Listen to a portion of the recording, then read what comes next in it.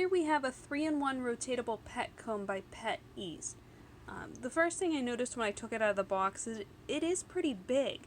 I mean, I have kind of small hands, but it is very large in my hand. I really have to grab a hold of it in order to feel like I'm not going to drop it. One thing I'm liking right away is that the cover is just sort of attached to it. I don't have to worry about misplacing it or putting it somewhere else or scratching myself when I'm carrying the comb, which I have done with some of those ones with the spiky edges on them.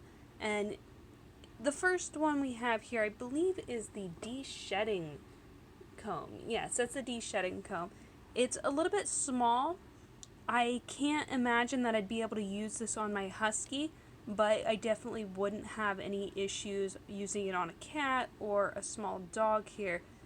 It did take me a little bit to figure out how to actually get this to change. It's not immediately noticeable, but you have to push in the button and then turn the blades here. Or so I say. There we go. I had to push in the button to actually make it turn. So this next one we got here is the dematting blade. Yes, so that's the dematting one there. And it has a sort of rotated edge on it to sort of grab a hold of it. It does look a little bit thin, but it does look like it would work for animals with thicker fur, especially if you have like a long-furred cat, or as I mentioned, the husky. I can imagine that this would go through their fur pretty easily as well.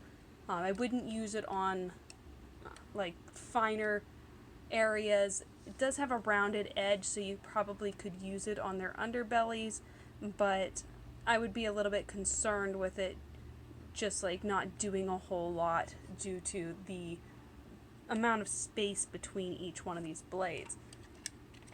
So next up we have the flea comb. Yes, the flea comb. So it is very thin here. I guess something that's I'm noticing right away is it doesn't look like it's perfectly even. It sort of looks like a couple of them are longer than the others, and I'm not really sure why that is, especially like right in here it looks a little bit shorter. But it is definitely a fine, very fine area. The blades are moving just a little bit when I put my nails in between them, so they aren't too stuck on there. The tips on them are soft. I don't have any pain when I'm rubbing my fingers through this, even when I'm pushing pretty hard. So as it goes through the animal's fur, it's definitely not going to hurt them, which is great. So overall, I'm thinking that this looks like it would work great for smaller animals, and especially for like cats, but it isn't something that you would want to use on a very large animal. It would just take forever to go through it, and I believe that it does say that it works for dogs or cats, but it does seem like something that's more for just the cats and maybe a small dog. I really can't imagine that I would be using this on my husky. I'd sooner use a hairbrush, honestly.